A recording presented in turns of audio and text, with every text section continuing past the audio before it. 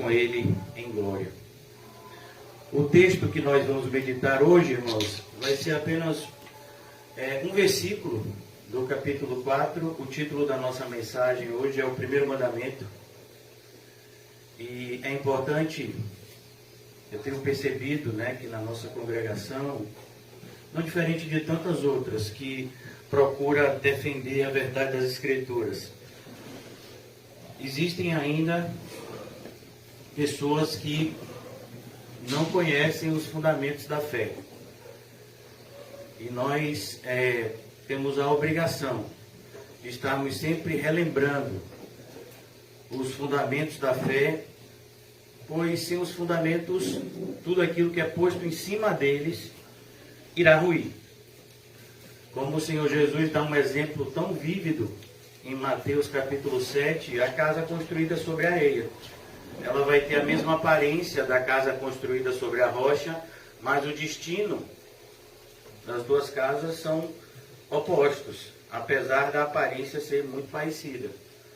Então, nós precisamos saber qual é o primeiro mandamento, maior de todos os mandamentos, aquele que todo mandamento provém dele. Vocês já devem estar imaginando qual é. Nós devemos amar a Deus. E antes que nos apressemos a dizer que amamos a Deus, devemos ter o cuidado de saber como Deus que amamos quer ser amado. Vamos orar. Ó Senhor, obrigado. Mais uma vez te pedimos obrigado por estarmos aqui. Nos ajuda, Senhor, a apresentarmos nessa manhã o nosso corpo vivo, santo e agradável a Ti. Que tenhamos um culto racional, Senhor, onde o Teu nome seja glorificado e o Teu corpo, que somos nós, seja santificado. Dai-nos, Senhor, discernimento espiritual para, ao ouvir a Tua santa mensagem, termos a humildade de reconhecer os aspectos que erramos e dai-nos força para abandonar o erro e viver a verdade, Senhor, em sua totalidade. Obrigado mais uma vez, Senhor, por essa pequena congregação que o Senhor plantou aqui no Alto das Pombas. Obrigado pela vida de cada irmão e irmã. Que pela Tua graça, Senhor, tenha andado junto conosco nessa caminhada rumo à vida eterna, Senhor. Essa caminhada celestial a qual todos fomos chamados,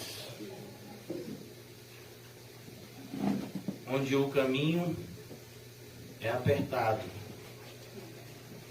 O inimigo está sempre ao derredor, mas o Senhor está dentro de nós. Por isso, e só por isso, no Senhor e na Tua presença em nós, confiamos a nossa vitória.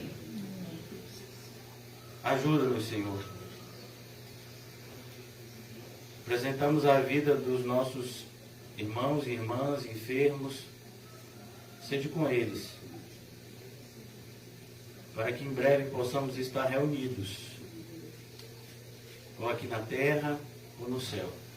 Em nome de Jesus, amém e graças a Deus. Os irmãos sabem que nós estamos estudando o Evangelho de Lucas. Estamos nessa parte onde o evangelista Lucas ele trata da tentação de Jesus, o ataque que Jesus sofre do tentador. E nós já falamos da primeira tentação, estamos agora na segunda tentação. Falamos sexta-feira sobre o perigo de aceitarmos o cálice dos demônios. E paramos justamente nessa reflexão do versículo 7, que diz: o diabo faz essa proposta a Jesus e diz que se Jesus se prostrar a Ele e adorar Ele, Ele vai tornar a vida de Jesus muito mais feliz. Versículo 7 do capítulo 4. Portanto, se prostrado me adorares, toda será tua. A ideia é, eu vou realizar todas as suas vontades, você não vai ter que carregar uma cruz, você não vai ter que suportar esses anos de pobreza e rejeição, muito pelo contrário. Mas Jesus respondeu, está escrito, e é isso que é importante para nós que passamos por tentações e precisamos vencê-las. Como eu já disse aos irmãos, capítulo 4 de Tiago, nós aprendemos que devemos nos sujeitar a Deus, resistir ao diabo e ele fugirá de nós. Em momento nenhum, Deus, em sua palavra, diz que eu e você temos que fugir do diabo. Quem tem que fugir do diabo, quem tem que fugir de nós é o diabo. Agora, a grande questão é que nós não estamos sujeitos a Deus. Infelizmente, existem casos no nosso meio de pessoas que estão sendo literalmente surradas pelo diabo. Se não fisicamente, psicologicamente. E na Bíblia, nós aprendemos que é perigoso tentar lutar contra o tentador sem as armas certas. No livro de Atos, 7, não um, mas 7 homens que conheciam bastante o judaísmo, tentaram expulsar o demônio de um homem só. E aquele demônio que possuía um homem agiu de maneira tão forte e violenta que surrou os 7 homens, os 7 judeus, e eles foram embora correndo e amedrontados. Então isso tem acontecido, infelizmente, com pessoas da nossa congregação. Pessoas que estão talvez tentando lutar contra o diabo, mas não estão usando a ferramenta correta, que é a palavra de Deus. A palavra de Deus, irmãos, às vezes eu fico triste, eu ouço de algumas pessoas que dizem, porque eu leio minha Bíblia, eu leio minha Bíblia, eu leio a minha Bíblia. Sim, e quando é que você estuda a sua Bíblia? Quando é que você estuda ela? Porque o diabo estuda. Quando o diabo te tenta, você sabe qual é o versículo? Ou você vai para a caixinha de promessas? Você vai ligar para o pastor? Porque vai ter momentos que não vai dar. Ou você vai pesquisar no Google.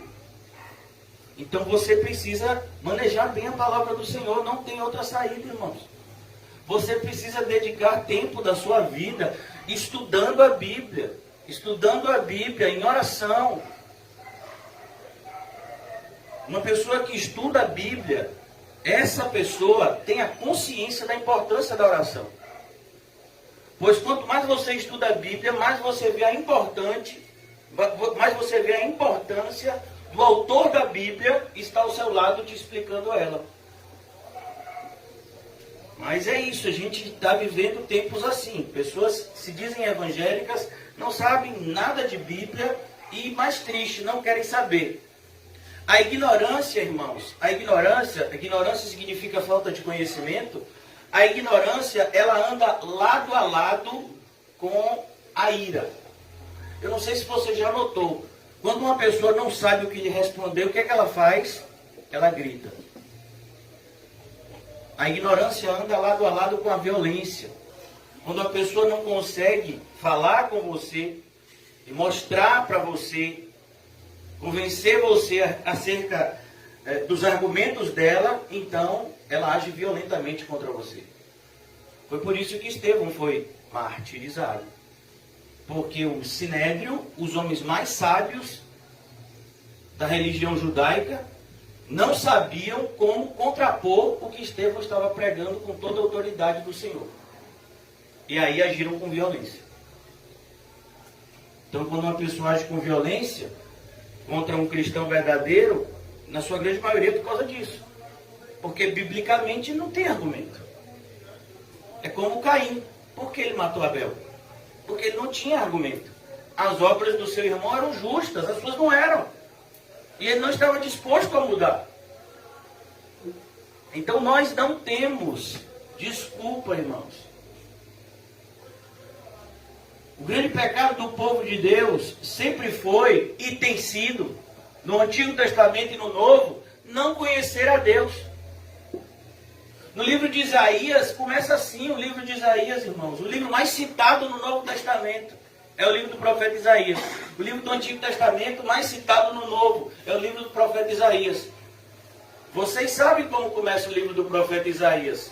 O boi conhece, o jumento conhece, o meu povo não me conhece. Aí você pega o livro do profeta Oséias. O povo perece porque lhe falta conhecimento. Aí você vê Jesus vindo ao mundo e dizendo: conhecereis a verdade. Conhecereis a verdade. E a verdade vos liberta. Conhecereis. Então a pessoa não sabe. Comportamentos totalmente anticristãos. E às vezes a pessoa nem sabe que aquilo que ela está fazendo e falando é errado. Mas deixa eu lhe dizer, irmãos, não conhecer a Deus é pecado. É nossa obrigação. Usar todos os nossos recursos físicos, emocionais e espirituais para conhecer a Deus e fazê-lo conhecido. Ainda tem essa. Mas primeiro a gente tem que conhecer. Eu vou dizer uma coisa a vocês, irmãos. Sabe por que a gente evangeliza tão pouco? Porque a gente conhece pouco a Deus. Se a gente conhecesse mais do Senhor, a gente evangelizaria mais. Então aqui a gente percebe, as respostas de Jesus, elas sempre são precedidas por essa expressão: está escrito. Está escrito. Quando você lutar contra o diabo, antes de dizer qualquer coisa, você tem que dizer isso. Está escrito. O diabo vai te tentar de todas as formas, e você precisa ter essa convicção de que está escrito. E a palavra de Deus, ela é muito mais forte do que qualquer mentira que seja lançada por Satanás. Mas a grande questão aqui, a maioria dos crentes não sabe usar a palavra de Deus da maneira correta. E é por isso que a semelhança do que nós fizemos na sexta-feira, hoje nós vamos passar por esse versículo de maneira bastante lenta, procurando extrair dele todos os princípios elementares que devem reger a vida do cristão. Mais uma vez, os irmãos que chegaram, Lucas capítulo 4, versículo 7. Satanás fez a proposta ao Senhor Jesus, mostrou tudo de mais bonito que tinha no mundo, disse que o daria a ele. Nós sabemos que Satanás não é dono de nada, ele não é dono nem do inferno. Mas ele tem sim a autoridade na vida daqueles que vivem em pecado. E são a grande maioria. Portanto, se prostrado me adorares, toda será tua. Eu vou realizar todos os seus sonhos. É como disse o Senhor Jesus: o homem pode ganhar o mundo inteiro, mas o que dará aqui em troca da sua alma? Você pode se prostrar a Satanás, Satanás pode realizar os seus desejos mais profundos. Sim, e naquele grande dia, como vai ser? Mas Jesus lhe respondeu: está escrito, ao Senhor teu Deus adorarás. Eu acho isso interessante. Jesus está falando com quem aqui? Jesus está falando com quem, irmãos? Com Satanás. E você sabia que o diabo é o diabo de Deus? Quem disse essa frase pela primeira vez foi Martinho Lutero, há 500 anos atrás, e escandalizou vários ouvintes. Porque até então a Igreja Católica, como o faz até hoje, prega essa rivalidade entre Deus e o diabo. Não existe essa rivalidade. Não existe rivalidade entre o Criador e a criatura. Deus é o Criador. Ele está acima de tudo e todos.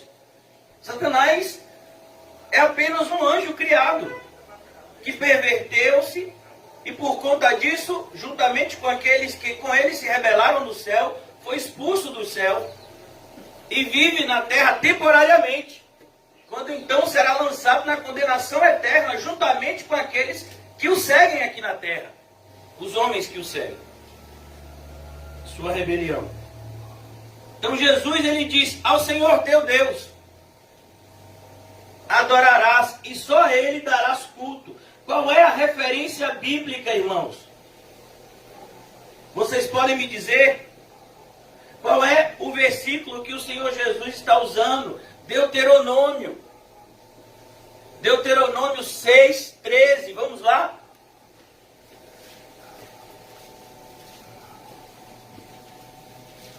Jesus está falando da lei. A lei, irmãos, ela é apresentada em 2 tábuas. E olha que coisa interessante. Primeira tábua, você vê o relacionamento do homem com Deus, e nas outras, o relacionamento, uma vez que o homem ele tem o seu relacionamento correto com Deus, ele agora terá o relacionamento correto com o seu semelhante. Não adulterarás, não roubarás, não desejará coisa do próximo. Perceba, tudo isso é uma consequência do primeiro mandamento. Deuteronômio 6, versículo 13. A semelhança do que eu fiz na sexta-feira, hoje eu gostaria de falar com vocês de todo o capítulo 6. Porque, irmãos, não adianta a gente ler um versículo solto do capítulo 6 e não entender qual é o contexto da arma que Jesus está usando contra o inimigo. Então, vocês já sabem, vocês que prestaram atenção na sexta-feira, que Deuteronômio é uma compilação de sermões do nosso amado irmão Moisés. E ele fala ao povo antes de se despedir do povo e ser levado por Deus. Este, pois, são os mandamentos. Versículo 1 do capítulo 6 de Deuteronômio. Deuteronômio está no Antigo Testamento, viu, irmão? Estes, pois, são os mandamentos, os estatutos e os juízos. Olha, Deus tem mandamentos? Não, pastor, a gente vive na graça. E como é a graça? A graça é assim, pastor. Eu faço o que eu quiser da minha vida, eu me relaciono com Deus do jeito que eu quiser, e no final eu vou para o céu. É assim que é a graça. Isso nem piada é, para ter graça. Não, irmãos, Deus continua sendo Deus. As leis de Deus continuam vigorando. As leis de Deus, irmãos, são elas que sustentam o universo. Por exemplo, por que essa grafite, se eu soltar ela, ela vai cair? Por que isso aconteceu? Por causa de uma lei. A gravidade. E quem foi que fez isso? Deus. Você sabia que essa lei não existe fora do planeta Terra? Na Lua, por exemplo, não tem essa lei? Por isso que os astronautas precisam de um traje especial. Então você perceba, existem leis que o homem consegue enxergar, como essa que eu falei para você, a lei da gravidade. Mas existem outras leis que só os cristãos, o povo de Deus, sabem. São aquelas que Deus revelou na sua palavra. É a revelação especial de Deus. Existe a revelação geral, que todo mundo vê. Meu Deus, um sol, uma lua, estações do ano, mar, água para a gente beber, frutas para a gente comer. Quem fez isso tudo? Então o homem, ele é indesculpável, porque até olhando para a criação, a gente sabe que Deus existe. É a revelação geral. E existe a revelação especial, que é dado ao seu povo, a palavra. É nossa responsabilidade procurar conhecer o que Deus revelou acerca de si mesmo. Por isso que existe uma música tão equivocada. Ninguém conhece Deus. Como assim ninguém conhece Deus? Conhece sim, o povo de Deus o conhece. Deveria, é só ler a Bíblia. A gente não conhece plenamente. A gente conhece parcialmente. Por conta da nossa limitação momentânea aqui na Terra. Mas em 1 de Coríntios, o apóstolo Paulo, mas chegará um tempo em que nós conheceremos a Deus, como somos conhecidos por Ele. Essa é a nossa fé. Mas a gente conhece sim aquele que a gente se relaciona. Porque, irmãos, como a gente pode clamar por salvação a um Deus que a gente não conhece? É isso que Paulo fala em Romanos 10. Todo aquele que clamar o nome do Senhor será salvo. Ô Jesus, me salva! Você conhece ele? Não, mas eu vi um crente que gritou isso. E aí eu estou gritando também, vai dar certo para mim. Não, conhecer na Bíblia, irmãos, não é simplesmente saber que existe. Conhecer na Bíblia significa relacionamento íntimo. Então, quando a Bíblia diz que você tem que conhecer a Deus, você tem que ter um relacionamento íntimo com Deus, próximo. Então, aqui em Deuteronômio é isso que Moisés está falando. Estes, pois, são os mandamentos, os estatutos e os juízos. A ideia de juízos é entender as consequências da desobediência. Pois a gente está vivendo uma geração que não acredita mais na justiça. Você mata alguém, mas se você tiver dinheiro para comprar um bom advogado, ele te solta. O ex-presidente da República, Lula, estava na cadeia e agora quem está sendo julgado é o juiz que julgou ele. Olha como a justiça muda. A justiça dos homens é falha. Mas a de Deus não. Existem juízos. E não importa se você é novo ou velho.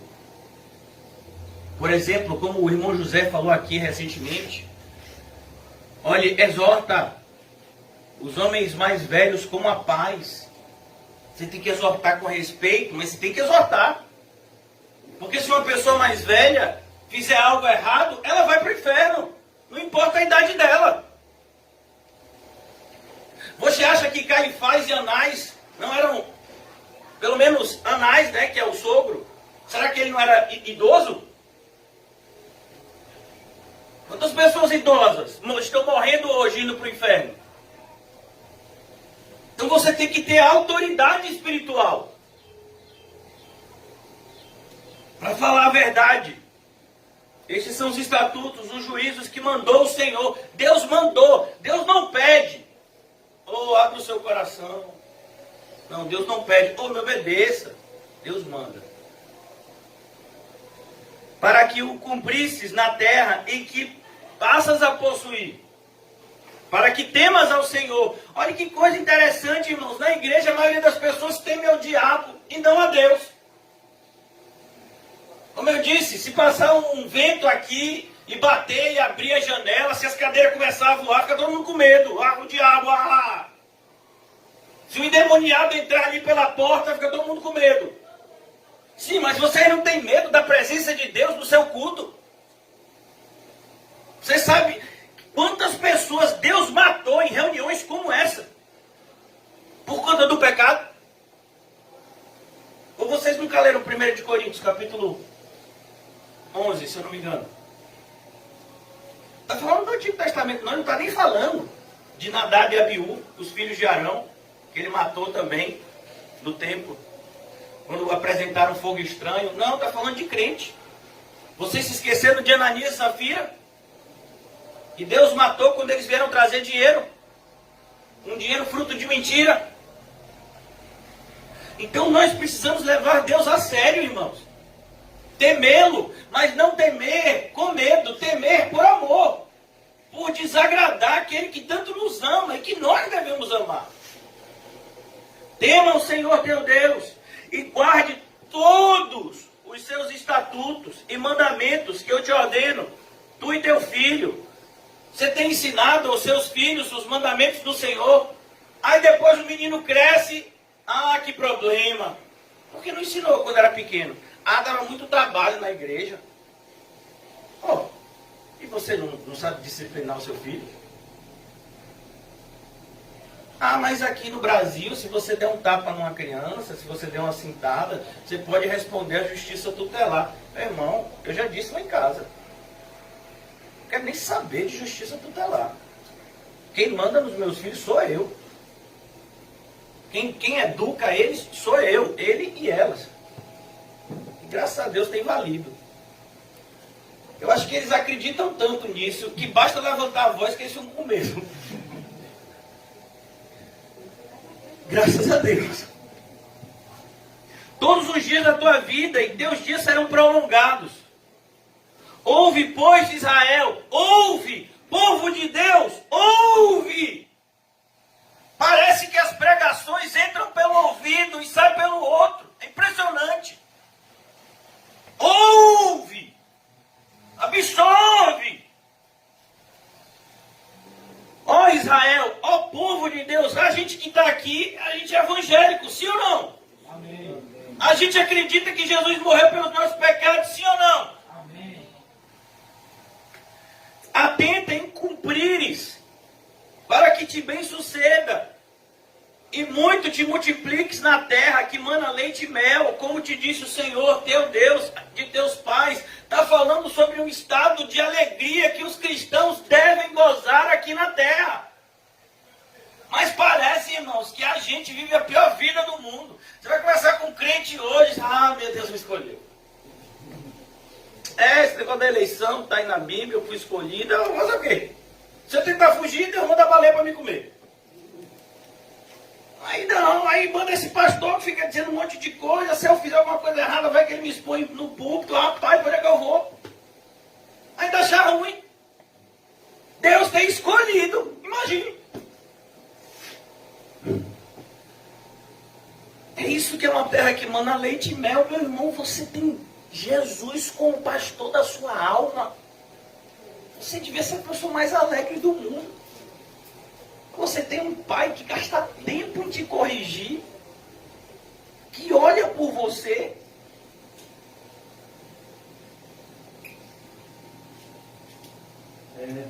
Ouve Israel, versículo 4. O Senhor nosso Deus, olha, nosso Deus, Ele não é reconhecido por todos. Deveria, mas não é. Chegará um momento em que todo joelho se dobrará. E toda língua confessará que Jesus é o Senhor, mas não é aqui. É naquele grande dia da consumação. Aqui, grande parte das pessoas não reconhecem o senhorio de Cristo e nem a sua autoridade. Ouve Israel, o Senhor, nosso Deus, é o único Senhor. Ele é o único Deus. Todas as vezes que na sua Bíblia o nome Senhor está em letras garrafais, sim ou não? Amém. Porque é o nome Jeová, que é traduzido muitas vezes como Senhor em letras garrafais. É a ideia do nome que Deus fala da sua onipotência e da sua soberania exaustiva. Quando Moisés se pergunta quem eu vou dizer que me enviou ao Egito, diga que o eu sou te mandou. Eu sou. É por isso que Jesus se identifica como eu sou lá no templo. E as pessoas tentam apedrejá-lo. No Evangelho de João ele diz, antes que Abraão existisse, eu sou. As pessoas entendendo aquilo, disseram, ele está se fazendo como Deus. E aí pegaram pedras para apedrejá-lo. E ele passou pelo meio delas e foi embora. Ouve, ó Israel, o Senhor nosso Deus é o único Senhor. E agora? Qual é o mandamento? Qual é o mandamento, irmãos, que está aqui no versículo 5? Odiarás. Amarás, pois, o Senhor teu Deus. É por isso que lá em Lucas, capítulo 14, Jesus deixa claro para um povo que não entende esse mandamento aqui. Se você ama o seu pai, a sua mãe, a sua mulher, seus filhos, gato, cachorro, papagaio, sua própria vida, mais do que a mim, você não está cumprindo esse mandamento. Foi isso que Jesus mostrou ao jovem rico. Você diz que cumpre os mandamentos, jovem? Cumpro, desde a minha mocidade. Ah, então tranquilo, vai, vende tudo que tem, dá aos pobres, terás um tesouro no céu, depois vem e me segue. Ele foi? Qual é o mandamento que ele estava descumprindo? Esse. Amarás. Ele amava as riquezas. É por isso que logo depois, Jesus vai virar para os seus discípulos e vai dizer, está vendo? Como é difícil o rico entrar no reino dos céus. Porque ele se apega ao dinheiro. Amarás, pois, o Senhor teu Deus de todo o teu coração. De todo o teu coração. Mas, pastor, como é esse negócio? Eu vou amar Deus de todo o meu coração e eu não vou amar meu pai e minha mãe? Você só vai conseguir amar o seu pai e sua mãe se você amar a Deus de todo o seu coração. O amor que eu sinto pelo meu semelhante só é verdadeiro se for o reflexo do amor que eu tenho por Deus. Se for um amor por si só, em relação ao meu semelhante, é um amor errado e imperfeito. Quantas pessoas, você liga o noticiário, você pega um jornal, você vê na internet, quantas pessoas matam por amor? Namorava, casou, aí a esposa não quer mais o marido vai e mata a esposa. O marido não quer mais, a esposa não quer mais o marido mata a esposa, o marido não quer mais a esposa vai e mata o marido. Oh, mas não amava? Quantos casamentos dessas celebridades? Ah, eu amo, tantas declarações de amor por meio da mídia social, depois é um monte de processo na justiça. Oh, mas não amava. O filho nasce, tira foto, depois o filho faz uma bobagem, meu filho. Não quer saber esse troço, não. No CAC, mães que foram lá e escondiam dos seus filhos o endereço, para o menino não bater na porta. Ah, pastor, o senhor não sabe que eu já passei com esse traste. Traste. O filho que saiu do ventre. Esse traste. É o filho dela. Então, amarás o Senhor teu Deus, você tem que amar a Deus com todo o seu coração. Todo. E as pessoas precisam ver isso. É por isso que eu digo, como é que você vai pregar uma coisa dessa? Se quando você está em sua casa, ninguém lhe vê lendo a Bíblia, ninguém lhe vê orando. Ninguém vê o compromisso que você tem com a igreja. Eu fico imaginando esses supostos irmãos que se afastaram da igreja nessa época. Testemunho diante da família. Chega um domingo de manhã e o irmão, 9 horas, 9h30, está em casa deitado. Aí chega o marido, a esposa, o filho, a filha. Vem cá, meu pai, minha mãe, meu filho. Você não foi para a igreja, não? Olha o testemunho. O parente ímpio perguntando se você não vai para a igreja. Que testemunho lindo. Lindo. Olha como você ama a Deus de todo o coração. Mas é as minhas lutas, pastor. Não é não. Hoje de manhã eu estava orando e meditando. Irmãos, aquele que é fraco, de verdade, ele busca quem é forte. O que você acha que está escrito em Efésios capítulo 6? Fortalecei-vos no Senhor. Quem é que precisa ser fortalecido? O forte ou o fraco? Então, a nossa fraqueza nos coloca diante daquele que é forte. As pessoas que não se prostram, que não buscam ao Senhor, elas ainda têm força para resistir. É a sua resistência ao convite amável de Deus. Elas não amam ao Senhor de todo o coração. Quantas pessoas na nossa congregação que se afastaram e continuam enganando a si mesmas, enganando a outros, dizendo que amam a Deus, não amam. Se tivesse, estavam aqui com a gente. Não amam. Alguém aqui já viu casamento virtual?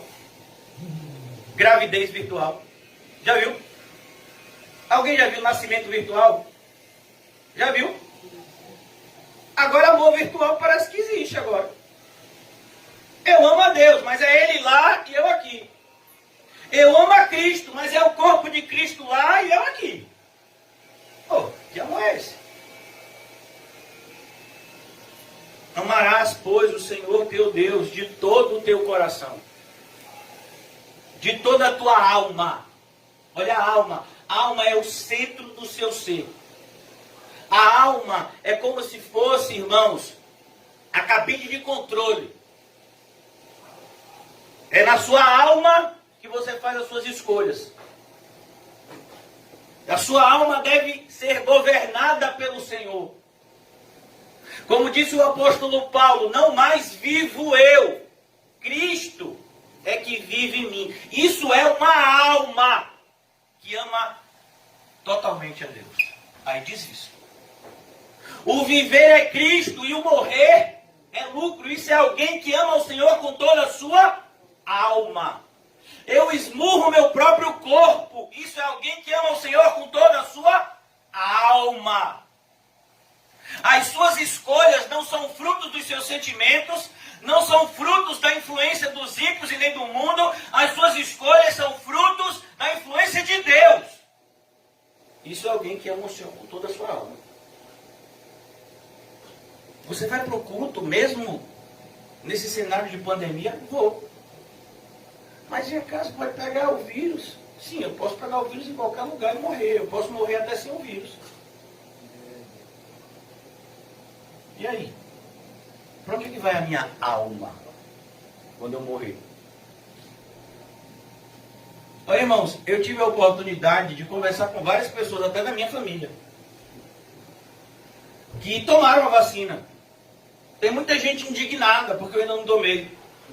Porque, mas você tem tanto problema de saúde, porque você não foi tomar aquele negócio de comorbidade?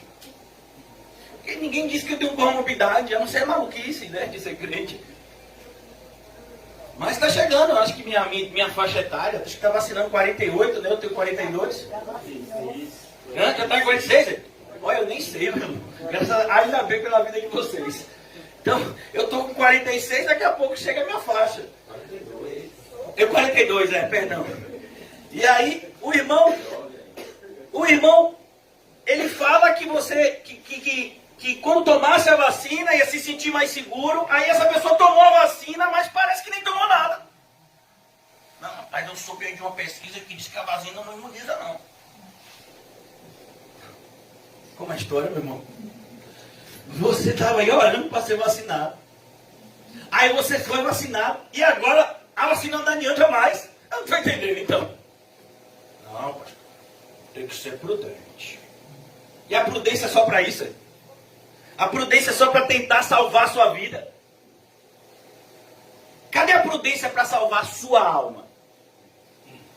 Porque a sua vida vai acabar. Não importa, você pode viver 120 anos. No interior de meu pai, chique, minha irmã, inclusive mais nova, mora lá, está indo para lá agora, né? Enquanto a gente está aqui no culto, está retornando para lá. Tinha uma senhora próxima à família de meu pai, que ela faleceu esses dias, não foi? Com 110 anos. Lúcida. E não foi Covid, não. O pessoal não pensa que foi Covid. Ela é avó do prefeito da cidade. Pessoa de condição social, o marido dela foi prefeito da cidade, o filho dela foi deputado, o outro filho, uma família muito bem sucedida. E ela vivia nessa casa a vida toda. Ela ficava, eu me lembro quando eu era criança, ela sentava, coisa de interior, né? Botava a cadeirinha na porta e ficava lá, vendo os carros passarem de um lado para o outro. Que é o que faz na cidade interior, né? Normalmente. Pelo menos lá em Xique-Xique é assim. O divertimento era ficar na porta. Pegava as cadeiras de casa, botava na calçada e ficava lá. Aí depois, tá na hora de entrar, né, mano? Aí entrava e ia dormir. Olha o divertimento. E aí essa senhora ficava todo dia, ela botava a cadeirinha dela lá e ficava. Ela faleceu, 110 anos, e aí? Você pode viver 110 anos, irmão. Mas e sua alma vai para onde se ela não ama a Deus? A sua alma. Você tem que se preocupar com ela. Não com o seu corpo. Jesus diz tão claro isso. Não preocupe-se. Não tenha medo com aquele que pode ferir somente o seu corpo. Às vezes a pessoa diz, pastor, de onde o senhor tira tanta coragem para passar por determinadas situações? Meu filho, é Deus purinho. Mas é porque eu entendo que o que Jesus falou aqui é verdade. A pessoa pode me dar um tiro, pode me dar uma pedrada, pode me dar uma facada, pode me atropelar, como já me atropelaram, pode tentar me atropelar. Mas o que importa é, quando eu morrer, minha alma vai para onde? A gente tem que ter essa certeza. Mas se sua alma não ama a Deus, não ache que você vai ter a certeza da salvação. Ame ao Senhor de todo o seu coração, de toda a sua alma, de toda a sua força. Força.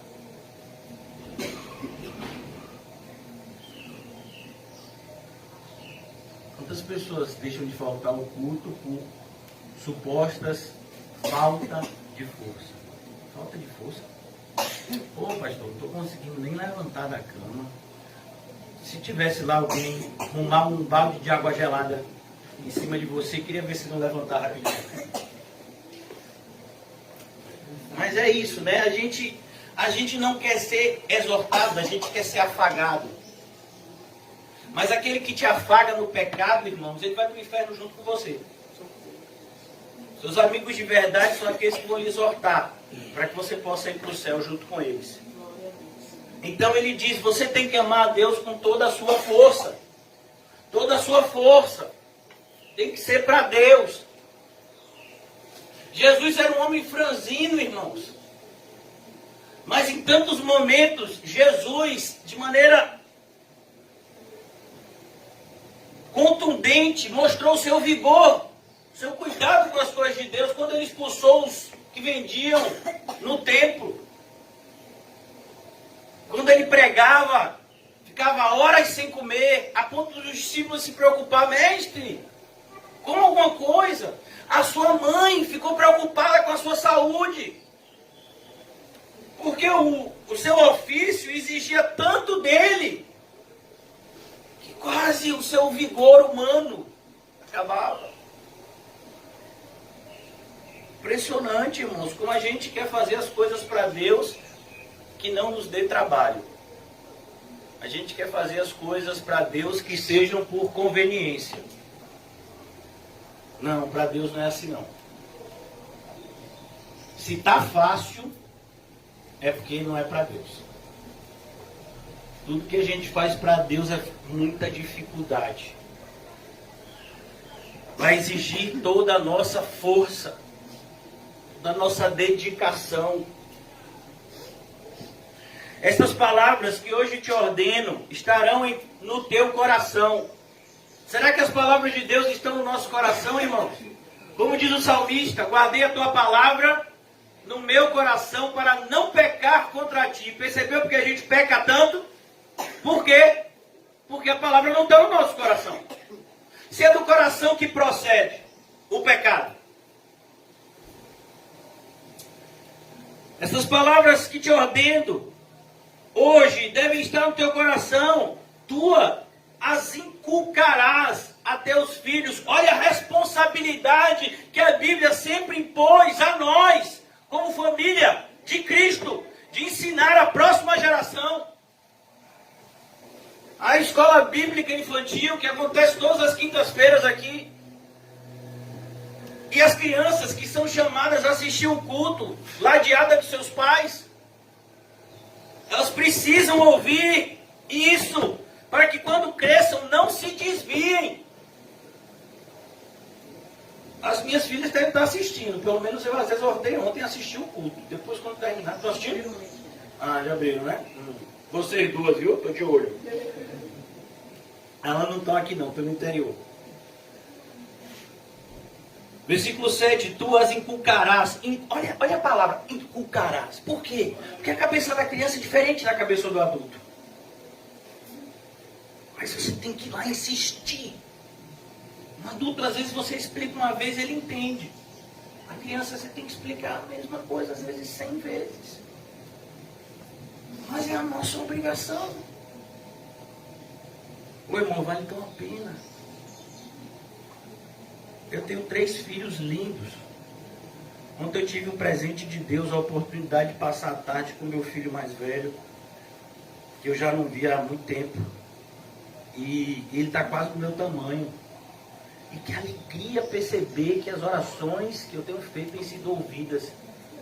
Menino de ouro, que guarda as coisas de Deus no seu coração. E olha que coisa, a gente não lá que nem cristão é. Vale a pena ensinar os seus filhos. Vale a pena. Dá trabalho, dói. Você tem que abrir mão de uma série de coisas quando você tem filho. Por que você acha que a nossa geração não quer ter filho? Porque dá trabalho. Eu não estou dizendo dar trabalho, troca a fralda e... Não, essa é a parte que menos dá trabalho. O trabalho é ensinar, é educar. Vida inteira. tem 20, 30 anos, é sua obrigação enquanto pai está exortando. Tu inculcarás a teus filhos e delas farás assentado em tua casa e andando pelo caminho, e ao deitar-se e ao levantar-se. Olha como você tem que ter um relacionamento íntimo com a palavra de Deus o dia todo. É por isso que eu sou totalmente contrário a esses devocionais de 5 minutos. Isso me mata. A pessoa pega um versículo, lê um versículo, aí extrai alguma coisa, faz uma oração fajuta e diz: graças a Deus, já cumpri meu devocional. Você chama isso de devocional? Eu chamo isso de hipocrisia maldita. Você tem 24 horas por dia e você quer oferecer a Deus 5, 10 minutos? Você não tem vergonha na cara, não? Ele fala que você vai fazer isso e você vai andar pelo caminho, ao deitar-se, ao levantar-se, sempre a palavra de Deus. Eu digo assim, meu Deus, hoje em dia um cristão, sabe, tem a tecnologia a seu favor. Tecnologia não é do diabo. É a providência de Deus que permite a tecnologia. Você está numa fila, meu filho, você está com o celular na mão, você abre a Bíblia. Você abre um livro bíblico que tem uma edificação. Eu vejo nas filas mesmo tanta gente vendo vídeo de bobagem, vendo um monte de coisa. Você quer Cristo, tem uma oportunidade ali de estar edificando a sua vida. Um engarrafamento, você está ouvindo uma pregação, hoje você tem a Bíblia em áudio. Nós somos totalmente desculpáveis. Totalmente desculpáveis. Você tem conteúdo bíblico bom, saudável, gratuito na internet. Você baixa pelo sistema Android, tem vários programas, aplicativos que você baixa das plataformas Facebook, YouTube, o conteúdo. Fica no seu celular, você pode ouvir, você pode ler, você pode assistir. Os nossos cultos, todos eles ficam arquivados na página do Facebook. Um culto de 2, 3 anos atrás, você pode assistir hoje se quiser. O pastor fez uma pregação sobre Malaquias há 3 anos atrás, que quando ele fez essa pregação, quase pensei em ir embora da igreja, mas eu estou pensando que essa pregação faz sentido, deixa eu assistir ela lá. A tecnologia a nosso favor. Nós somos indesculpáveis. Indesculpáveis. Também as atarás como sinal na tua mão. Olha que coisa. E te serão por frontal dos teus olhos. É por isso que os fariseus, eles pegavam os chamados filactérios, na ponta das suas roupas, né? Na orla das suas roupas, eles amarravam pequenos versículos bíblicos, né? Enrolavam e amarravam. E eles tinham uma caixinha que eles escreviam um versículo bíblico chamado, né, Shema, que é o ouve, ó Israel, o Senhor nosso Deus, é o único Deus. Esse versículo que a gente leu aqui, mas está lá em Êxodo também. Ele escrevia aquele versículo, botava numa caixinha de madeira. Não sei se você já viu filmes da época de Jesus que mostra o pessoal amarrando tipo uma fita na cabeça, e aqui tem uma caixinha de madeira. Ali tinha versículo bíblico escrito. Os judeus, eles tinham esse versículo Shema escrito nos umbrais. Judeus ortodoxos até hoje fazem isso. Eles escrevem no umbral da sua porta, na parte de frente da porta, da entrada da casa. E quando eles saem, eles tocam ali. Quando eles chegam, eles tocam ali. É em cumprimento a isso aqui, ó, de maneira religiosa. Inútil. Porque o fato de eu tocar na cruz está me abençoando? Não, o que me abençoa é eu estou carregando a minha. Eu acredito que Cristo levou os meus pecados na cruz dele. Isso me abençoa. Também atarás como sinal em tua mão e te serão por frontal entre os olhos. E as escreverás nos umbrais de tua casa e nas tuas portas. Está vendo? Onde você olhar na sua casa tem que ter o quê? Versículo bíblico. Lá no quarto que eu durmo, tem um versículo bíblico estampado em cima, assim, na parede. E o Senhor dá aos seus filhos enquanto dorme. Está lá. Todo dia que eu vou dormir, eu vejo.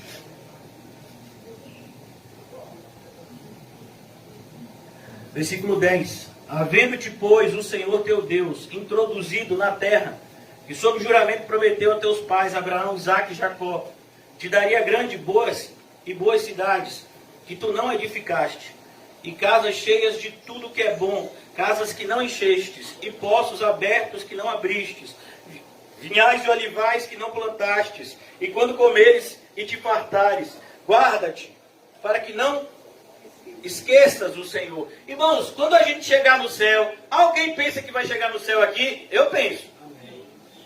Quando você chegar no céu, a casa que você vai morar, você construiu? Você comprou? Quando você chegar na beira do rio lá, que pegar aquela água celestial, de botar na boca, você fez alguma coisa para aquela água? Você encanou aquela água? Quando você pegar do fruto da árvore da vida e comer aquele fruto delicioso lá no céu, você plantou aquilo? O que a gente vai receber no céu? A gente fez alguma coisa para merecer? Ué, irmão. Então não esqueça disso, em nome de Jesus. No Evangelho de João, o Senhor fala, eu estou indo na frente preparar morada para vocês. Na casa de meu pai há muitas moradas. Tem morada para todo mundo aqui. Ô pastor, mas eu vou pedir a Deus para não morar muito perto do senhor não, porque eu já estou cansado de ouvir sua voz. Assim umas 2 léguas de distância. Esse amor. Havendo, pois, o Senhor teu Deus, introduzido na terra sob juramento, Deus introduziu, irmãos, o céu, ele, de certa forma, já se torna apropriado do crente aqui. É por isso que quando o apóstolo Paulo está próximo da sua morte, ele fala, eu sei em quem eu tenho crido, e ele é poderoso para guardar o meu depósito até aquele dia. Olha, o apóstolo Paulo está falando do quê? Disso daqui, dessa promessa celestial que o crente crê. Existiam alguns cristãos que estavam sofrendo com a morte de outros cristãos. E aí o apóstolo Paulo escreve para eles, aos Tessalonicenses, e diz que é isso. Porque vocês estão sofrendo desse jeito, como que não houvesse esperança nas nossas vidas. Os nossos irmãos que morreram em Cristo, nós nos encontraremos com Ele no futuro próximo. Não vivam não, como quem não tem esperança. Quando o primeiro filho de Davi com Batseba morreu por conta do pecado dele, Davi ficou dias jejuando e orando enquanto o menino estava entre a vida e a morte. Mas quando disseram o menino morreu, o que foi que Davi fez? Lavou o rosto, meu filho, e foi comer. O pessoal disse, rapaz, agora que é para ficar de luto? Eu disse, não, eu estava lutando pela vida dele, enquanto ele estava vivo, mas se morreu, foi a vontade de Deus. Ele não vai vir até mim, mas eu irei até ele. Olha a concepção correta, como nos fortalece nos momentos difíceis. Você acha que é fácil perder um filho? Tem irmãos aqui no nosso meio que já passaram por isso. Mas a concepção correta nos ajuda a passar por momentos difíceis. Enxergar os momentos da forma correta nos ajuda a enfrentá-los. Então ele diz aqui no versículo 12, estamos quase chegando no versículo que Jesus falou. Guarda-te para que não esqueças o Senhor. Irmãos, você está lembrado que Deus existe? Você lembra mesmo? Quando você vai no supermercado, você lembra que Deus existe? Lembra? Quando você entra no shopping center, você lembra que Deus existe? Lembra? Quando você está em casa, é algum atribulado, algum endemoniado vem te atribular. Você lembra que Deus existe? Como é? Lembra? Que é nesses momentos, irmãos. Lembrar que Deus existe dentro da igreja, que tem uma cruz, que tem um pastor com um slogan aqui, com uma logomarca na blusa, é fácil. Quero ver você lembrar que Deus existe lá fora. E aí, você lembra? Ou você tem se esquecido? Quando chega o final do mês, as contas se avolumam e você não tem como pagar. Você lembra que Deus existe? Lembra? Tem que lembrar. Então, lembra quando você recebe um exame médico que diz que você está com alguma enfermidade mais séria. Você lembra que Deus existe? Não esqueças, não esqueças. Esse é um grande pecado da nossa geração. A gente tem se esquecido de Deus nos momentos mais importantes. Lá em Hebreus capítulo 11, nos é ensinado que todo aquele que se aproxima de Deus precisa acreditar que Ele existe e é galardoador de todos aqueles que o buscam. Ah, mas fulano não está buscando a Deus e a vida dele está melhor do que a minha. Você acha mesmo? Olhe direito. Olhe para onde ele está indo. Olhe o abismo que tem logo na frente dele. Guarda-te para que não esqueças o Senhor que te tirou da terra do Egito. A terra do Egito aqui, irmãos, é o mundo do pecado que Deus nos resgatou. Como está em Atos capítulo 26. Paulo narra mais uma vez a sua experiência de conversão e diz, olha, quando Jesus me chamou, ele disse, Paulo, você vai ser meu apóstolo, você vai pregar o meu evangelho, você vai fazer com que por meio do evangelho as pessoas sejam tiradas das trevas e transportadas para o meu reino de luz. Não é o que está escrito lá? É isso aqui. Você já saiu do Egito, irmãos? Agora eu quero lhe fazer uma segunda pergunta. O Egito já saiu de você? Porque quando você pega lá no Antigo Testamento, o povo tinha saído do Egito, não tinha? Mas o Egito não tinha saído deles. O tempo todo eles murmuravam por isso. Ah, o Egito que era bom. Lá tinha comida. É como tem nessas épocas juninas, né? Ah, quando eu não era crente, eu pulava fogueira, pastor, eu dançava quadrilha, comia canjica, mandioca, comia... Ah, pastor, é tão bom quando eu não era crente. Mas agora eu sou crente, rapaz, eu soube que não pode comemorar o São João. Ah, mas tem igreja que comemora o São João sem João, pastor. O que que tem? Então você vai ser igual a peixe, vai morrer pela boca. Mas pastor, o senhor disse que não tem problema comer carajé. Qual o problema de comer uma pamonha? Uma canjica? Um milhozinho assado? Ei, qual o problema? Não se sente na roda dos escarnecedores. Cuidado.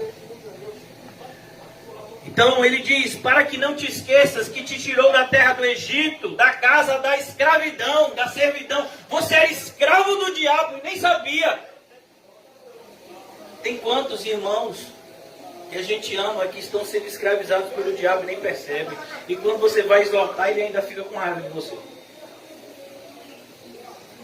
Meu filho, minha filha, o diabo está mandando na sua vida e você não está vendo. Pastor, me respeite. Sou crente. Você não é não. Vivendo desse jeito, não é não.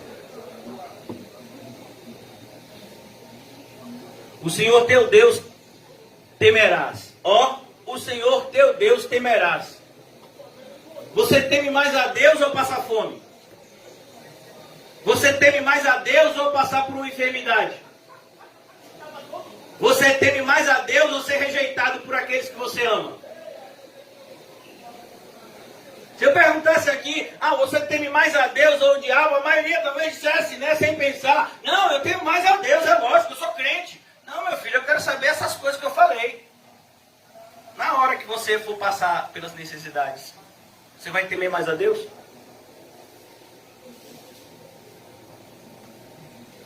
O Senhor teu Deus temerás e a Ele servirás.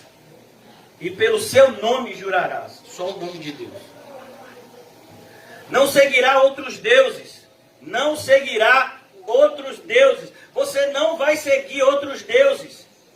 Nenhum dos deuses dos povos que houver à roda de ti. Porque o Senhor teu Deus é Deus zeloso no meio de ti. Para que a ira do Senhor teu Deus não se acenda contra ti e te destrua de sobre a face da terra. Isso está falando da ira de Deus para com o seu povo. Porque a ocasião de começar o juízo já se deu. E o juízo já começou por onde? Pela casa de Deus. 1 Pedro capítulo 4. Por que você acha que existem tantas falsas igrejas? E as falsas igrejas se multiplicam e enriquecem. E se tornam instituições poderosas. Por quê? Isso já é juízo de Deus. É o espírito do erro que é enviado para aqueles que não têm prazer na verdade. Quem você acha que levanta os falsos mestres e os sustentam? Quem é? Os falsos crentes. Por que existem falsos mestres? Porque existem falsos crentes. E como existem? Por isso que os falsos mestres vivem sempre enriquecidos. Versículo 14. Não seguirás outros deuses, nenhum dos deuses. E olha que coisa, irmãos, por que eu estou repetindo esse versículo? Porque o Deus verdadeiro é aquele que se revelou nos 66 livros da Bíblia. Se o seu Deus é o Deus de 65 livros da Bíblia, é um falso Deus. Se o seu Deus é o Deus somente dos 29 livros do Novo Testamento, se eu não me engano são 29, é um falso Deus. Se o seu Deus é somente o Deus dos 37 livros do Antigo Testamento, é um falso Deus. O Deus verdadeiro se revelou por meio da sua palavra. Sua palavra completa. Uma revelação parcial é uma falsa revelação. Por isso existem tantos falsos deuses no arraial evangélico hoje. A minha igreja, Deus, ele age de um jeito. Em outra igreja, Deus age de outro jeito. Não, eu quero saber em qual igreja Deus age como ele falou que age na Bíblia. E tem que ser assim. O amor tem que ser como o daqui. A justiça tem que ser como a daqui. A repreensão tem que ser como a daqui. Ah, pastor, o senhor botou determinada pessoa praticamente para fora, entregou ela a Satanás. Oh, mas na Bíblia não tem isso. Tem ou não tem? Na sua não tem não? Na minha tem. Ah, não, mas aí é falta de amor. É o quê? Então você não acredita em Deus. Teve um pastor puritano, ele faleceu com 90 e poucos anos de idade, foi há pouco tempo, ele faleceu esse ano. E não foi de Covid, viu? Chamado J.I. Packer. E ele, na sua juventude, ele foi muito, assim, famoso, né, pela maneira como ele pregava, como ele defendia a fé cristã, que era bastante atacada, né, principalmente no meio acadêmico. O liberalismo evangélico estava crescendo. E ele estava numa dessas palestras, pregações, e de repente tinha um professor dessa universidade, que também era ateu, que era ateu, e ele disse, rapaz, eu estou indo ali fazer uma pregação, você não quer ir lá assistir? Aí o professor disse, mas Packer, você sabe que eu sou ateu? Aí ele virou sorrindo, ele era uma pessoa, todos diziam, né, que ele era uma pessoa bem benquista, e ele sorrindo disse, olha, me diga qual é o Deus que você não acredita, porque provavelmente eu também não acredito nele. Aqui nesse bairro, os irmãos que moram aqui no Alto das Pombas sabem, e aqueles que moram em outros bairros sabem, que nos seus bairros existem dezenas de igrejas. Eu vou dizer de maneira muito aberta, não acredito no Deus dessas igrejas. Aqui nessa rua tem igrejas que o Deus delas não é o Deus que eu estou pregando aqui para vocês. Isso é verdade. Você acreditando ou não. Você achando que eu estou sendo radical ou não. Aí você vá para a sua Bíblia e a estude. Versículo 14. Não seguirás a outros deuses. Cuidado, pare de sofrer. Deus vai realizar as suas vontades. Deus vai fazer você triunfar sobre os homens. Cuidado com essas igrejas. Fuja dessas igrejas que misturam Deus e política, que misturam Deus e dinheiro. Fuja dessas igrejas. Fuja desses falsos pastores. Não seguirás outros deuses, nenhum dos deuses dos povos que houver à roda de ti. Porque o Senhor, teu Deus, é Deus zeloso. O que é uma pessoa zelosa? A gente falou sobre zelo. No zelo não seja remisso, não é o que Paulo fala no capítulo 12 de Romanos? Ele é um Deus zeloso, ele é um Deus que toma conta daquilo que é dele. Jonas, vá para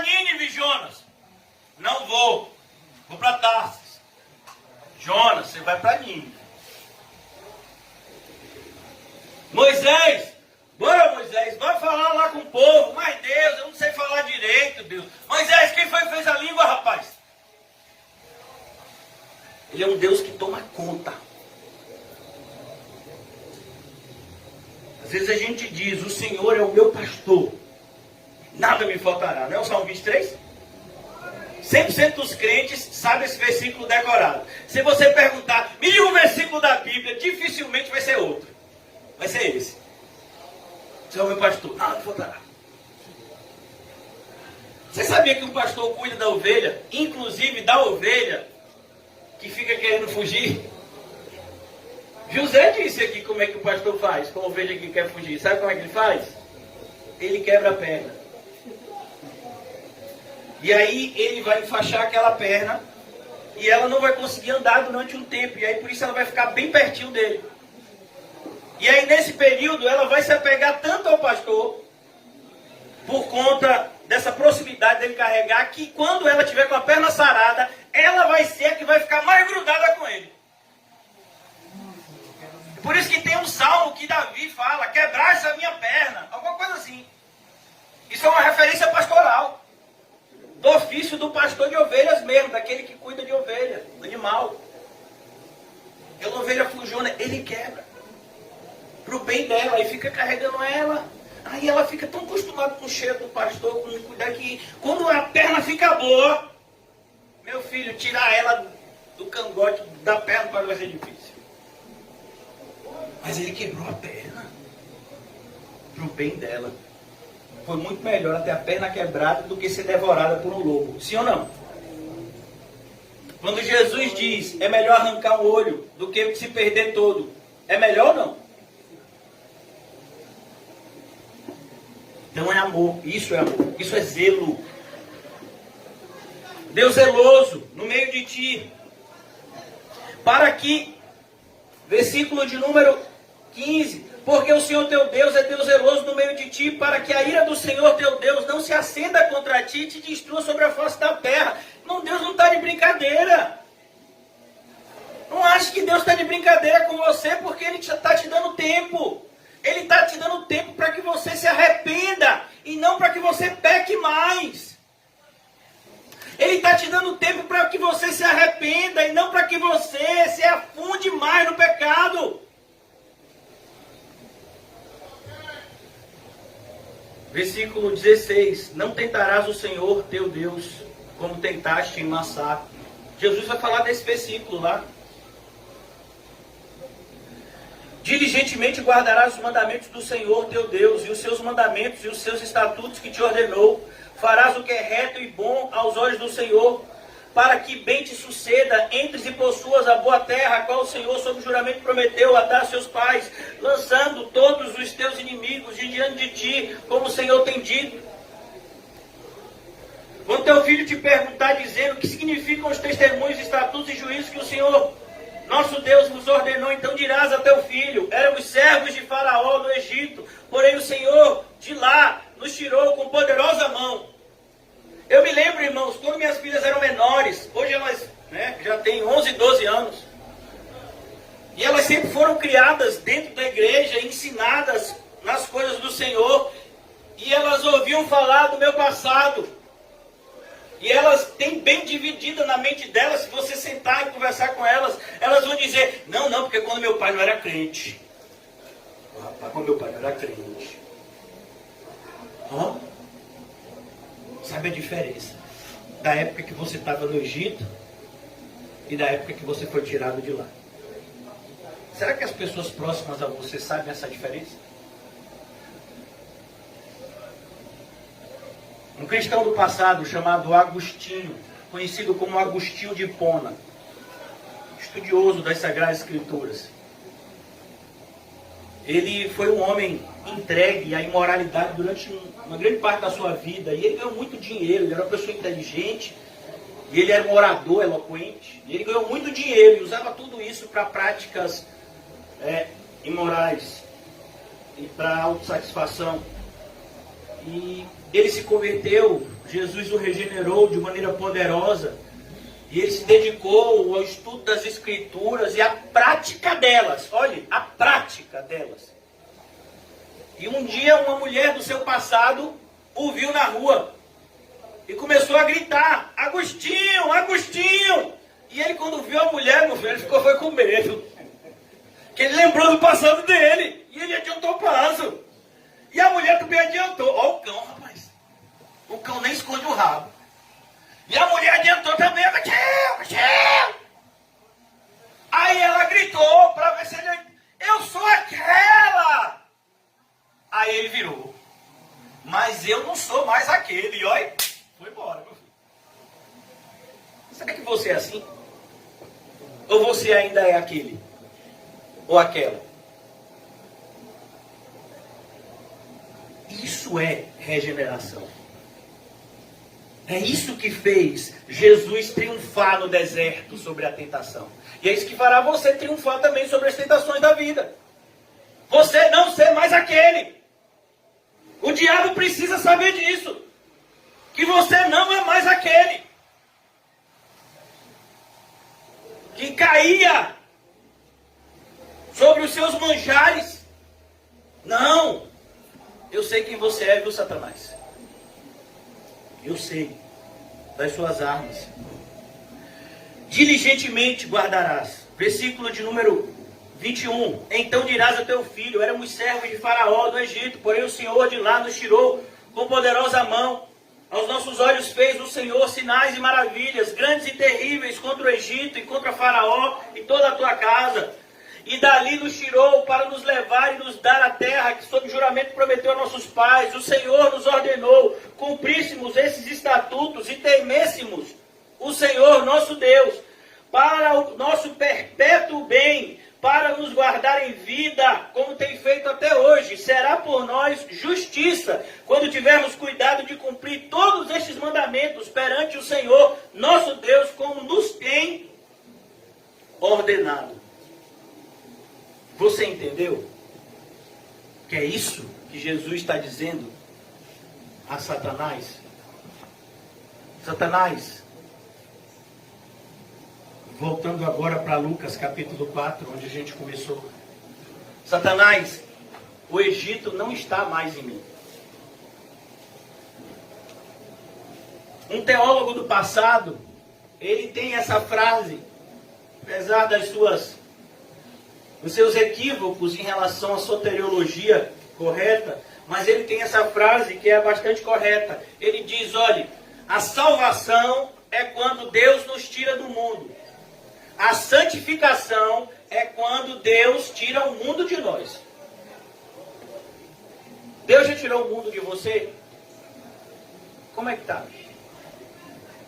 A pergunta que eu faço a vocês antes da gente ceiar é: como está a sua alma hoje? Porque, irmãos, não se engane, o tentador que tentou Jesus no deserto, ele está tentando você e a mim. Não é que ele vai nos tentar, não, ele tem nos tentado. Eu tenho certeza que durante essa semana todos nós fomos tentados. Há uma série de escolhas ruins e alguns caíram. E alguns ainda estão caídos aqui dentro hoje. Como é que o senhor sabe disso, pastor? Eu estava conversando com uma pessoa ontem e eu disse: olha, se Deus não me desse o dom de ver determinadas coisas nos irmãos que congregam, eu não poderia ser pastor. Então, meu irmão, deixa eu lhe dizer uma coisa. Se eu olhar para você, dificilmente eu não vou saber o que está passando na sua alma. Ih, rapaz, não deu mais. Você sabe, irmão? Você é pastor. Você acha que Deus ia me colocar como pastor de uma congregação e não ia me dar os dons necessários para pastorear a congregação? Você acha que Deus ia fazer isso? Claro que não. Porque quando o pastor fala alguma coisa biblicamente, existe a autoridade do Senhor sobre ele. Porque foi o Senhor que o constituiu para esse fim. Efésios capítulo 4 diz: e o Senhor deu pastores e mestres para a congregação, como objetivo de cuidar, de ensinar, para que nós sejamos cada vez mais bons servos e adoradores, corretos. de Jesus, ao Senhor teu Deus adorarás, e só a Ele darás culto. Preste atenção, eu quero dividir essa resposta em 3 partes e a gente vai concluir o sermão, amém? Olha o que o Senhor diz aqui, no versículo de número 8, que é o nosso versículo de hoje. Ao Senhor teu Deus. E eu quero te fazer essa pergunta, eu preciso fazê-la. O Senhor, Jesus, é o teu Deus? No capítulo 10 de Romanos, ele fala, todo aquele que com a boca confessar e de todo coração crê. Aí vem uma pessoa e diz, levante a sua mão e aceite Jesus, e diz que faz essa anomalia, que é o aceite a Jesus, o apelo, baseado em Romanos capítulo 10, é mentira. Paulo não está falando nada disso. Paulo não está dizendo que a gente tem que apelar para o pecador se arrepender. Não, é o pecador que apela para Deus o aceitar. Aquele que com a boca confessar e de todo o coração crê. Todo o coração crê. Não existe nenhuma área no coração que não foi alcançada por Jesus. É isso que Paulo está dizendo em Romanos 10. Por isso que ele vai completando. Romanos 10 não tem só um versículo. Ele diz, e todo aquele que clamar o nome do Senhor será salvo. Mas aí ele diz, e como clamarão a respeito de quem nada ouviram? Eu posso garantir a vocês que tem gente com 40, 50 anos de igreja evangélica que não faz a mínima ideia da obra de Cristo na cruz. Não faz a mínima ideia. Você sabe, meu irmão, que Jesus morreu na cruz pelos seus pecados, a imputação. A pessoa pensa até que é um palavrão. Você sabe a regeneração. Você sabe que você nasceu de novo, você é uma nova criatura. Por que você vê que essas palavras é difícil? Não, meu filho, essas palavras estão tudo na Bíblia. Nós somos regenerados, está na Bíblia. Cuidado, irmãos. A gente não pode ir além das Escrituras, mas a gente também não pode ficar aquém. A gente tem se contentado com o evangelho raso. Um evangelho raso não salva. Você tem que mergulhar. A palavra batismo significa mergulho. Você tem que mergulhar no evangelho. Ser tomado em todas as dimensões por ele. Ao Senhor teu Deus. Ele tem que ser o teu Deus. E ele tem que ser o teu Deus em todas as tuas áreas. Ele é o seu Deus, não é o dinheiro, não é a saúde, não é a família, não é poder, não, é Deus que é o seu Deus.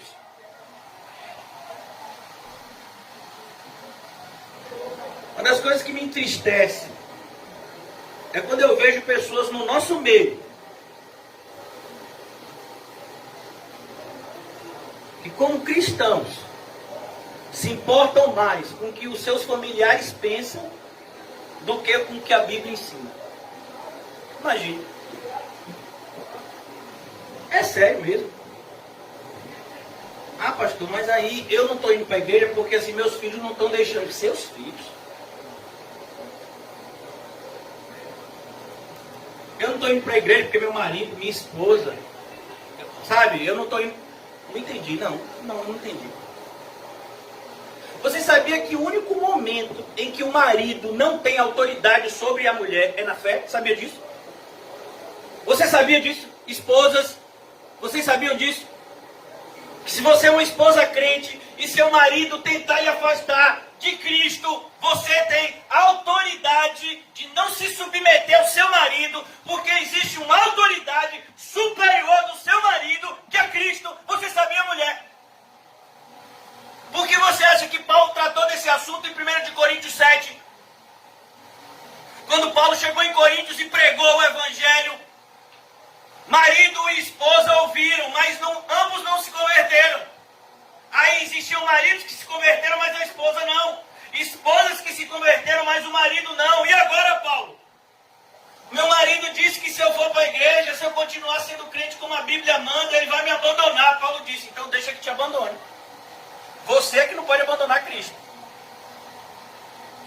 Mas minha esposa vai me abandonar, Paulo. Deixa que ela te abandone. Você é que não pode abandonar Cristo. Você sabia disso? Está na Bíblia isso. A gente tem que obedecer às autoridades constituídas, seja policial. Quando eu estava vindo para cá mesmo, eu pensei até que fosse me atrasar, porque tinha aqui na Garibaldi uma blitz. Foi uma das poucas blitz que eu passei direto, e a maioria me para. Então, nós somos chamados a obedecer às autoridades constituídas. Ah, mas é todo mundo corrupto. Não é da sua conta. Ore por eles. Mas você é chamado. Se tiver um decreto presidencial que tem que pagar X e tem que fazer assim, se não for contra as escrituras, você tem que obedecer. Olha o exemplo de José e Maria, o recenseamento. Quem foi que mandou? Foi o imperador ímpio. E José não foi lá? E Maria não foi também? Mas se nos colocar, como o Sinédrio diz, aos apóstolos, parem de pregar o Evangelho, parem de pregar Jesus, ele disse, compete-nos a nós obedecer antes a Deus do que aos homens. Irmãos, eu estou falando alguma coisa aqui que é verdade, se eu tiver, me corrijam, por favor. Então ele diz, é o Senhor teu Deus. As pessoas têm que ver quem é o Deus da sua vida. Você é uma lâmpada. E uma lâmpada, ela tem uma única característica. Ela ilumina. Sim ou não? Você tem que iluminar a sua casa. Ainda que você seja o único crente numa casa de 25, 30 que não sejam. Mas você é uma lâmpada. Pelo menos deveria ser.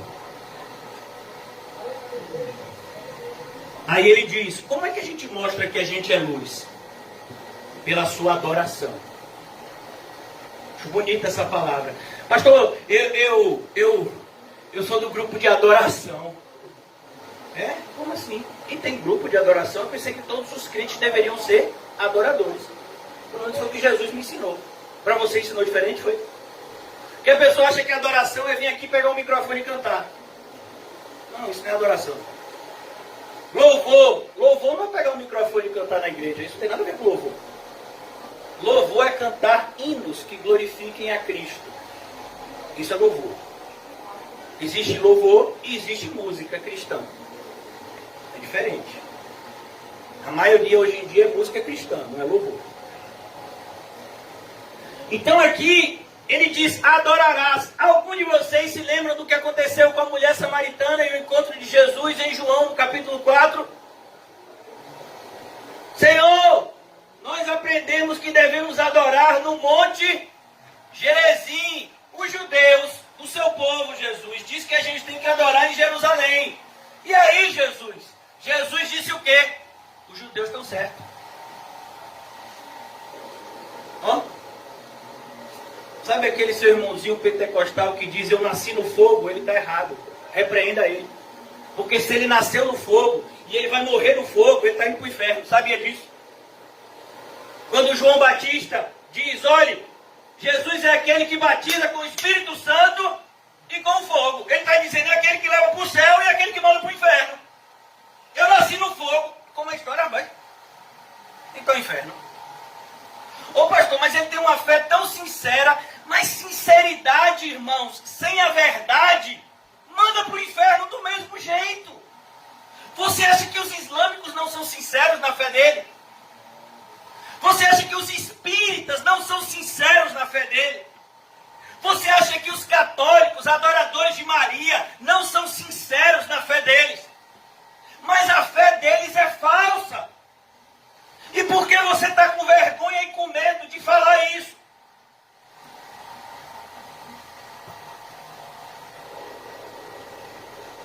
Jesus respondeu à mulher samaritana.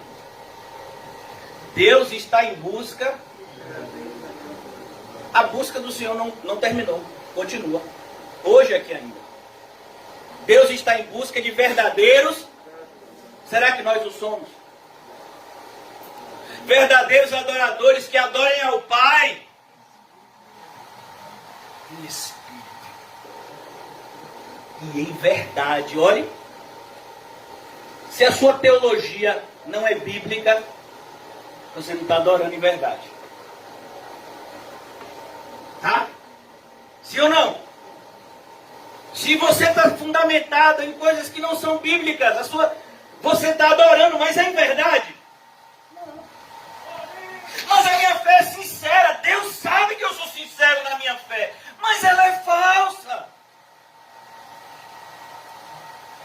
A sinceridade é importante. Claro que sim. Mas ela tem que vir acompanhada com a verdade. Senão essa sinceridade é inútil.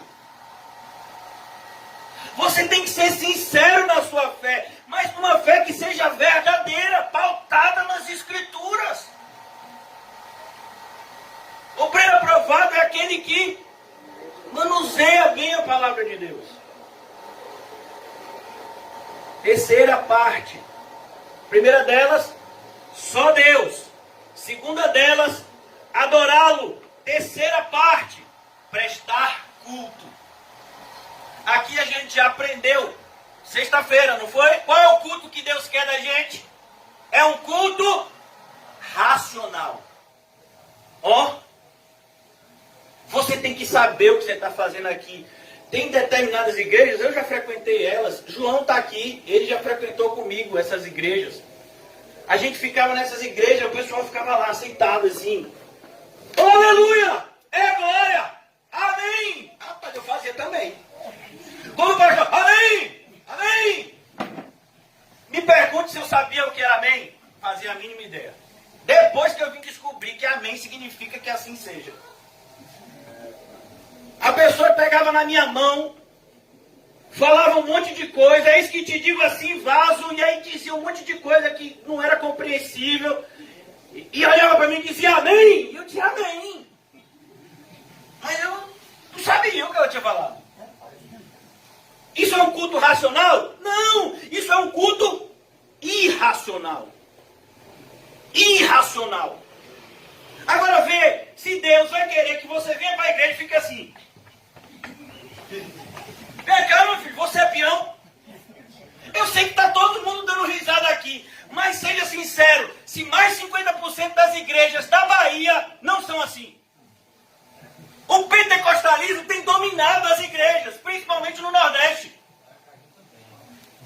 Aí você entra na igreja, a pessoa pulando, gritando, sambando. Você entende? Você entende? Você sabe o que você está fazendo? É mistério. Quase que eu fiquei me sentindo num filme de Zé do Caixão. Zé do Caixão que é da minha época, eu acho que ele até já faleceu. Esse ator, né? Que fazia filmes de terror nacional. Não tem nada de mistério aqui não, meu filho. O mistério, se o véu foi rasgado. O véu foi rasgado. Você entendeu que o véu foi rasgado? A sombra não é mais sombra, agora é luz completa. Eu sei, é por isso que esse versículo, Jesus completa ele. O versículo que a gente estudou lá, em Deuteronômio, Jesus vai dizer em Marcos capítulo 12, amarás o Senhor teu Deus de todo coração, alma, força e entendimento. Eu sei o que eu estou fazendo aqui. Eu estou apresentando meu corpo, vivo, santo e agradável a Deus. Esse é o culto racional. Oh. Você está aprendendo a viver a fé que te salvou. No seu trabalho, no supermercado, na sua casa, nos seus relacionamentos pessoais e principalmente no seu relacionamento com Deus. Você não faz mais aquela barganha. Ô Deus, se der certo aquilo, viu? Eu começo a fazer as coisas assim, viu Deus? E desde quando Deus quer barganhar com você, velho? Eu já prometi a Deus que se sair aquele dinheiro, 20% eu vou dar para a igreja. Não dá um dízimo, vou dar 20%. Você acha que Deus está à venda? É sério que você acha isso? Você acha que Deus vai fazer algo dar certo na sua vida porque você vai pagar Ele? Que Deus é esse que você está acreditando? Então ele diz aqui, olhe, Você só pode prestar o culto a Deus. E o culto de Deus tem que ser do jeito de Deus. Por que a gente ora? Por que a gente louva? Por que a gente prega a palavra? Por que a gente vai ter a ceia do Senhor? Inclusive os irmãos que vão ajudar na ceia do Senhor podem distribuir os elementos. Por que a gente faz isso? Porque foi assim que ele nos ensinou. Por que a gente batiza as pessoas que querem ser batizadas? Porque foi assim que ele disse: batizem as pessoas em nome do Pai, do Filho e do Espírito Santo, ensinando-as todo o caminho. Todo o caminho. Não é uma parte do caminho, todo o caminho em que elas devem andar. É isso que Jesus está respondendo para o diabo. E essa facada está entrando no coração de Satanás. Jesus está nos mostrando como guerrear a batalha da fé. Obrigado. Ele está nos mostrando. De maneira que quando você for atacado pelo diabo, irmão, é assim que você tem que responder. Agora a gente tem visto cristãos que não têm autoridade espiritual porque não estão cultuando a Deus da forma correta.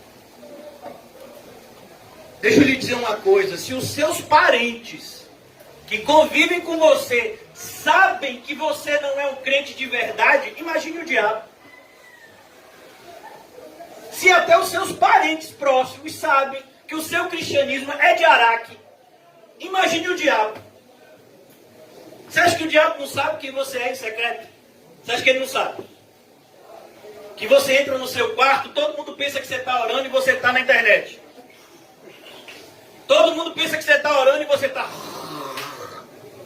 Você acha que o diabo não sabe disso? Você acha que o diabo não sabe dos negócios que você faz escusos para poder ganhar dinheiro? Quando você dá informações fraudulentas para ganhar benefícios que você não tem direito. Você acha que o diabo não sabe disso? Você acha que ele não sabe? É mesmo? Por que tem crentes, como eu disse no começo da pregação, que estão literalmente apanhando do diabo? Se mandar o diabo embora, o diabo não só não vai embora, como vai dizer: eu vou embora porque foi você que me chamou. Eu tenho quase certeza que quem deu essa música a um cantor baiano famoso foi o Cão. Eu sabia que você vinha. É o diabo. Você se fingindo de crente e de repente, quando você é tentado, você sucumbe à tentação. E aí o diabo diz: venha, eu sabia que você vinha. Você quer viver uma vida assim, crente? Vergonhosa para você e principalmente para Deus? Ou você quer viver uma vida que glorifique o nome do Senhor e que evidencie que a face de Cristo resplandece sobre a sua? Coisa linda. É um cristão que vive como cristão. É tão bonito isso, irmãos. Mas é difícil de achar. Um cristão que se coloca em último lugar.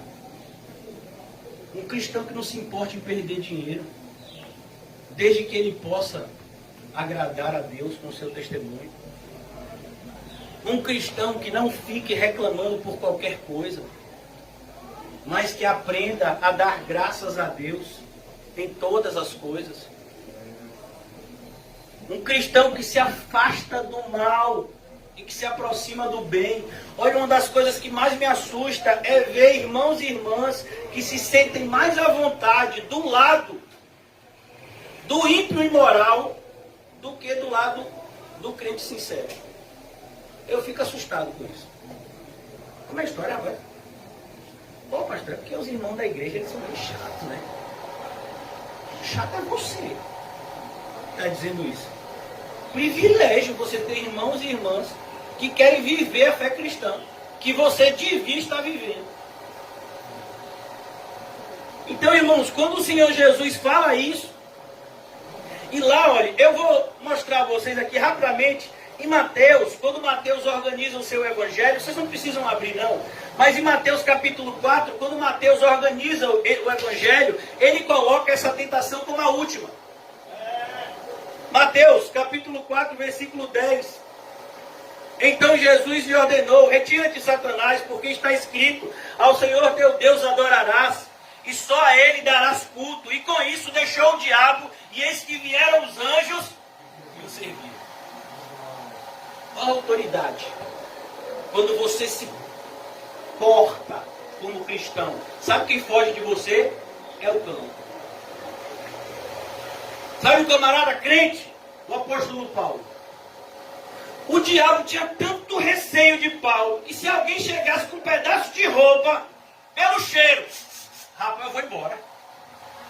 Aquele Paulo tá chegando, eu quero nada contra aquele homem, rapaz. Isso é a autoridade que Deus te deu, crente. Por que você está com medo do diabo? Eu tenho ficado em casa sozinho esses dias. Quando eu era mais novo, irmão, mesmo idoso, mesmo mais velho, antes de ser cristão, que eu morava sozinho, eu só dormia com a luz acesa. Se tivesse algum barulho, eu era todo fortão, invocado na frente dos outros.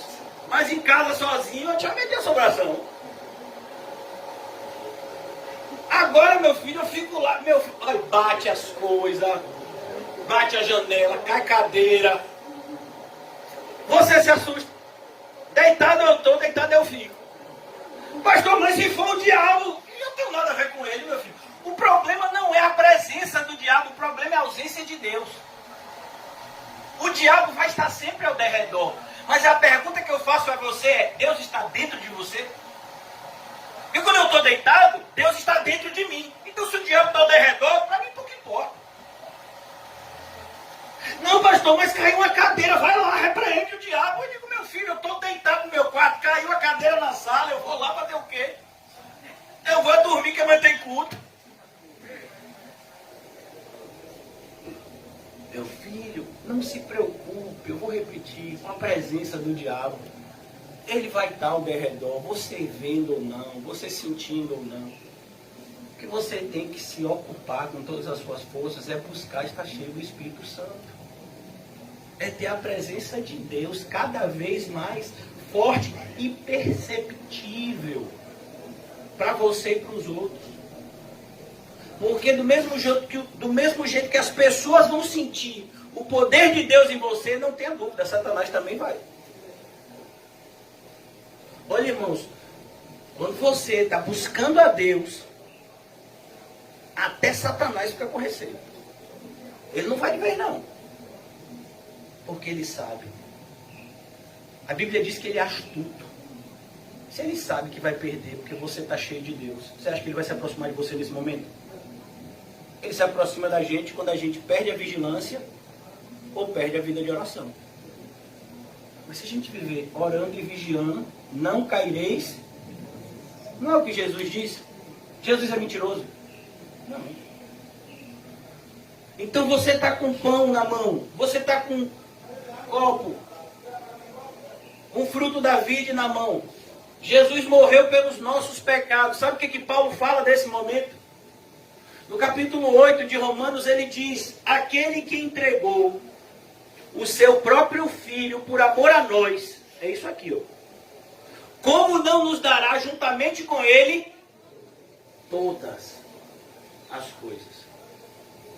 Percebeu que a ceia é essa confirmação do nosso compromisso, mas também, irmãos, é uma confirmação do compromisso de Deus com a gente. Porque Deus não é homem para que minta, e nem filho do homem para que se arrependa.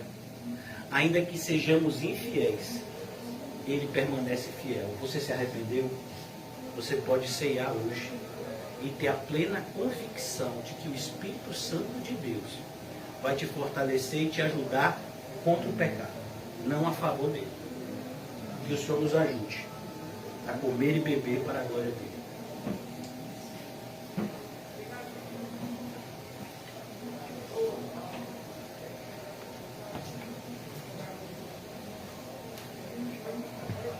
Obrigado, Senhor Jesus, por esse momento. Obrigado, Senhor, por esse instante que o Senhor preparou para nos lembrar da sua obra perfeita a nosso favor. Ó Deus, mas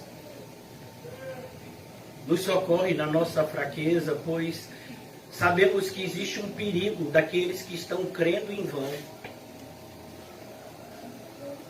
Nosso irmão, o apóstolo Paulo, disse que o Evangelho de Cristo nos salva se permanecermos fiéis a Ele, sem acrescentar e nem tirar nada. Ajuda-nos a analisar a nossa própria vida, Senhor, à luz da Tua santa revelação. Que o príncipe do engano não nos engane e nem nos deixe enganados, mas que a Tua verdade, Senhor, lance fora todo engano e todo auto-engano.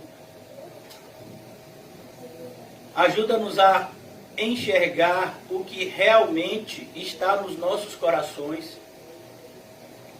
E se não for uma adoração em espírito e em verdade, Senhor, coloca para fora, ou ajuda-nos a colocar para fora tudo aquilo que tem roubado o lugar que é Teu e somente Teu nos nossos corações, Senhor. Não nos deixa, Senhor, amar a nada e nem a ninguém, nem a nós mesmos, Senhor, à frente de Ti. Mas que cada vez mais possamos amá-lo com toda a alma, coração, força e entendimento. Ó Senhor Jesus, ajuda-nos a amar. Ensina-nos a amar ao Senhor da maneira correta. Pois foi o Senhor mesmo que nos revelou que amar é obedecer a Deus, como Ele merece ser obedecido. Ajuda-nos.